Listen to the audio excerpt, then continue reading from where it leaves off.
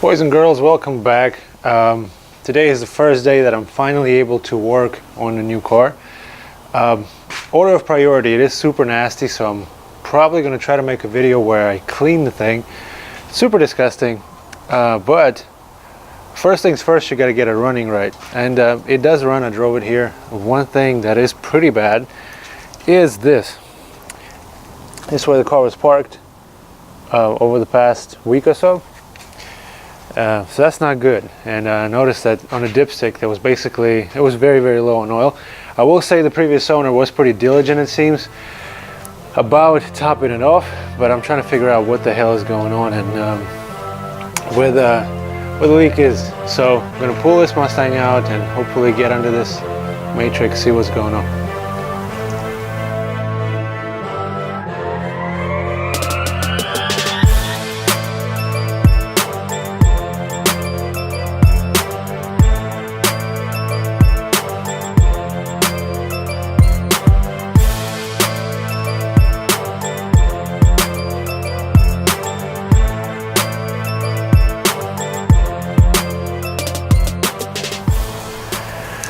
Okay, generally speaking, folks, there's really two schools of thought. Some people really like to work on super nice cars, and I kind of get it because, you know, it's easy. Nobody's messed with them really. Kind of like this Mustang, right? You don't have to worry about much. Everything's clean. But there is, in my opinion, a certain degree of instant gratification, I guess, when it comes to working on crap like this.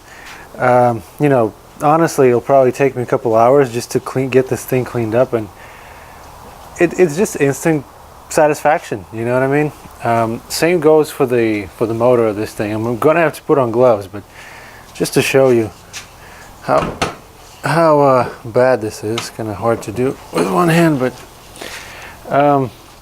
super gross. The moment you pop it open, it smells like oil. Let me get a light going in here. Hold on. I mean, it is all covered in grease, grime, and look at this battery, Jesus. So that's kind of what we're up against.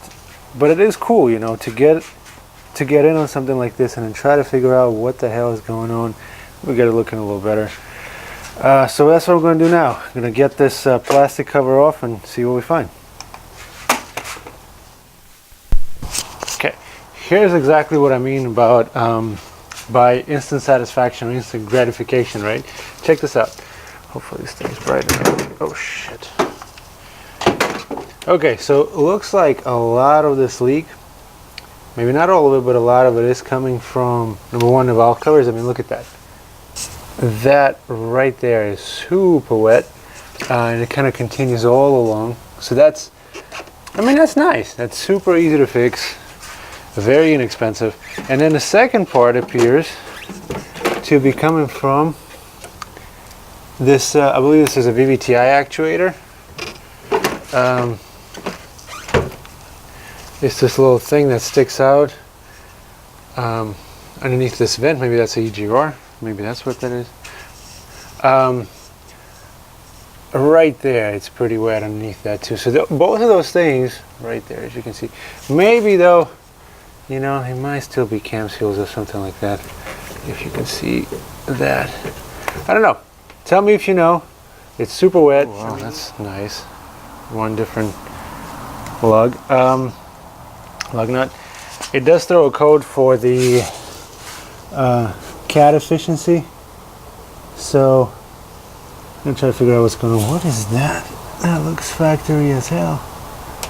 Wow. I'm gonna have to look at that.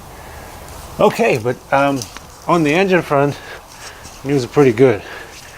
Hopefully, this fixes all, if not all, a lot of the leak. Okay. All right, folks. If you couldn't tell by the mood, news under the car are much worse. Can't really figure it out, so I'm just going to show you. Hopefully somebody knows what the hell is going on. If you do, please tell me. Okay. First of all, I mean, it looks absolutely atrocious. Look at this.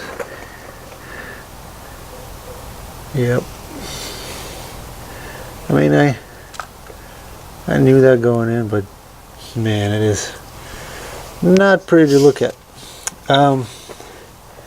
Here's what's interesting.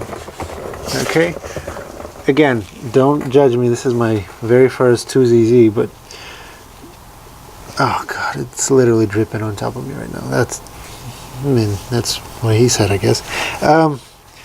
Can you focus, please, camera? Just please, for once. Okay, so this is my understanding, my power steering pump, maybe, I think. And, well, not that, but above that, God, poor camera. That right there. What's super wet is what's above that. That's like shining, oily, disgusting. Oh, actually clean but washed with oil, literally. And I think that's where most of my problem is. I see some sort of plate up right above that. I'm not sure what that is, but that's where the gush is happening. The literal gush. I'm almost tempted to, let me get up. Oh. I am almost tempted to climb under this thing. Well, start it up and climb under it. But man, hot oil baths are not on the agenda today. So, if you know what the hell I'm up against, let me know. Definitely needs valve cover gaskets. Definitely going to replace that VVTi probably. But not sure what that part is. Maybe I can get to it from the top if I take the valve cover off. But we'll see. Please tell me in the comments if you know what the hell is going on. Otherwise, stay tuned. Now that the valve cover is off, it's really obvious that the motor is super slanted that way. So that could actually explain why so much oil is coming out of it every time. Well, I mean, all the time actually. What's cool is you can kind of see, well, the VVTi pulley right here. Once you pull it off, come on, lights up, flickering. And kind of see this weird contraption that they did, these secondaries. I don't really know how this works, to be honest. You guys can embarrass me in the comments. It's pretty neat. Looks like there's really two completely separate lobes, almost like VTEC. But I don't think that's how it works. It's pretty neat though, to look at least. So next order of business, I'm going to try to get that VVTi actuator off, and then go order parts, I guess. I don't know. This thing will sit for a while. It really does suck to admit failures. At times you just gotta cut your losses. So what ended up happening with the Matrix is, you know, I watched it, did the valve covers, and took it to a shop. The shop basically said, look, it needs to have the timing cover seal replaced, and you know, a lot of shops will prefer to do it by pulling the engine. Some shops will kind of like lift it and do it that way.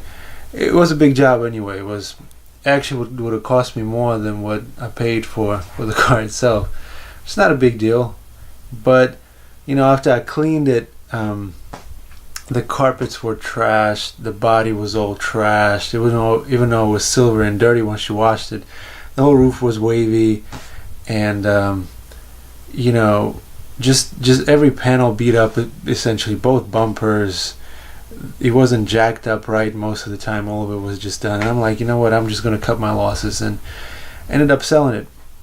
Just sad. The car was freaking awesome. The idea of that car was awesome, not that actual car, unfortunately.